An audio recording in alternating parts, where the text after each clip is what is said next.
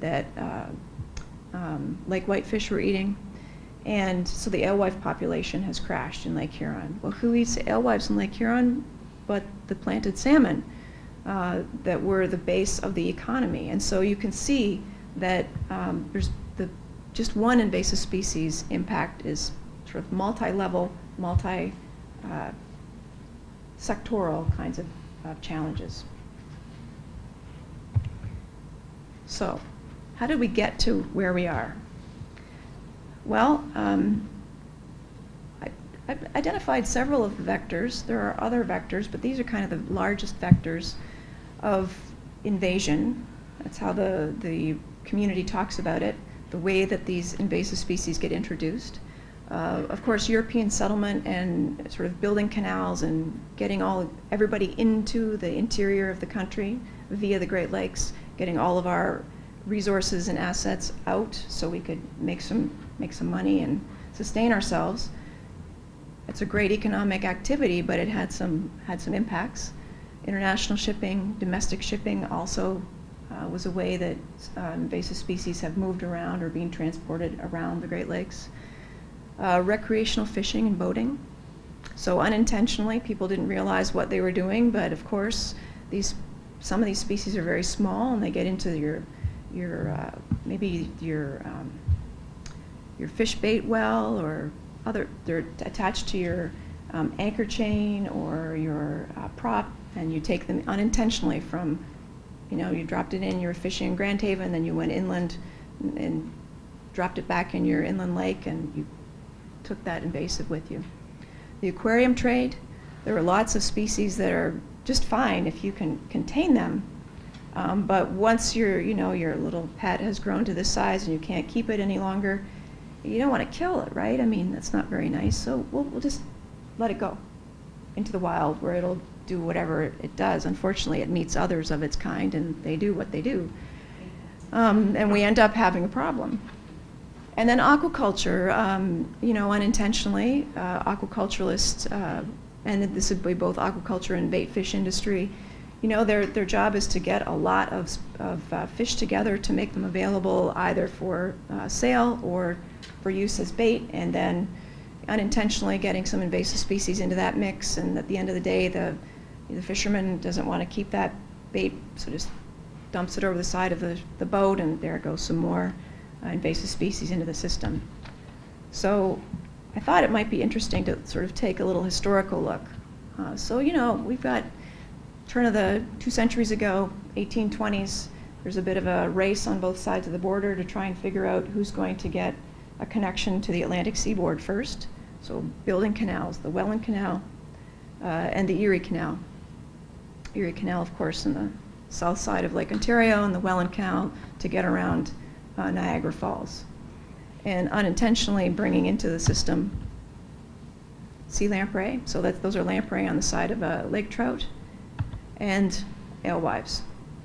And the image on the right side of the screen there is of an alewife die-off from the 60s. So when they were just really blossoming and bursting at the seams, and we had to come up with a way to address that problem, manage the problem.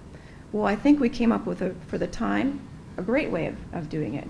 Introduce a species that will eat them, and at the same time, you've got a great economic boon there in the Chinook fishery and the other introduced salmonids. Unfortunately, the system didn't really sustain that, but for the last 40 years, it's been had quite an impact on our economy and our coastal communities, and helping those coastal communities sustain after the loss of commercial fisheries and some of the other traditional activities. Well, we had that world war there in the middle of the last century, and here we were in the arsenal of democracy having real challenges getting our material out to the eastern seaboard to get it across to Europe. And it became very clear that we needed to figure out how we could get shipping into and out of the region in a more efficient and effective way. At the time, they were bringing freighters into Montreal, offloading.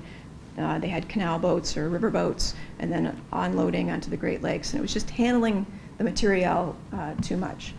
And so the development of the St. Lawrence Seaway was the solution to that. In 1959, the Seaway opened and allowed international shipping right into the Great Lakes, right up to the port of Duluth. Again, a great economic thing. It really helped the region. It helped us prosper through the 60s and 70s.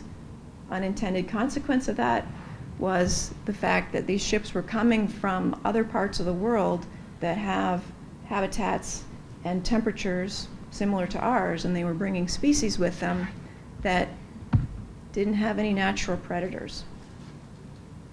So maybe some species there that are familiar to you. Probably you've all seen something like the shopping cart image where, you know, those are zebra mussels encrusting a shopping cart that was thrown into the lake just as a sort of see how long it would take, and I think that's about a month's worth of zebra mussels. So it's you know, they were pretty pervasive. The guy down there is a quagga, so the friend of the zebra mussel or the relative of the zebra mussel, which it turns out can inhabit soft substrates, which zebra mussels can't, way deeper out into the lakes. And so filter feeder as well, taking that ability to suck out of the bottom of the food web out deeper into the lakes, and that's had a huge impact. Up on the top are spiny water fleas. So along with fishhook water flea, a very small macroinvertebrate, I mean small, like microscopic, which you may have encountered if you've been out fishing on Lake Huron or Lake Michigan when there's been a bloom of these guys, and you're reeling in and you've got this sort of crud on the end of the last tip on your rod, and that's them sort of caught on your line coming up. There's literally billions of them, and unfortunately they don't make good food for native fish, but they like to eat. They like to eat the zooplankton. They're a little bit smaller than them, so they're also having an impact at the very lowest levels of the food web that impacts all the way up to the top. And the guy down in the bottom corner, does anyone know who that is? It's called a bloody red shrimp. I think I heard you say shrimp, sir. Yes. So I think it was just found, I want to say 5 or 6 years ago, identified. We're not sure how long it's been in the system. But examples of the species that are coming in through ballast water. And then we can talk about the impacts that they're having. So I mentioned earlier the impacts of some of the more microscopic creatures. This is a die-off of fish that died from viral hemorrhagic septicemia, and we can anticipate that there are lots of other kinds of viruses out there, and I put harm before nuisance because potentially at some point some very strong strains of cholera or typhoid or something like that could get introduced to the system that would impact us more directly than so the fish and birds and others in the ecosystem. So we need to be thinking about those things. On the far side is Eurasian milfoil on an inland lake.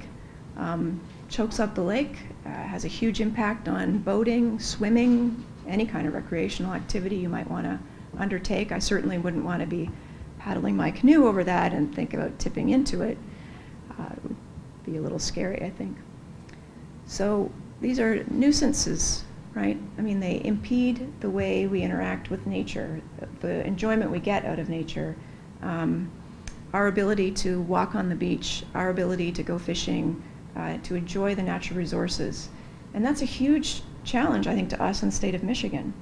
And maybe the underlying challenge that we face in thinking about the value of the ecosystem, because it's the piece that's integrally intertwined with our next economy.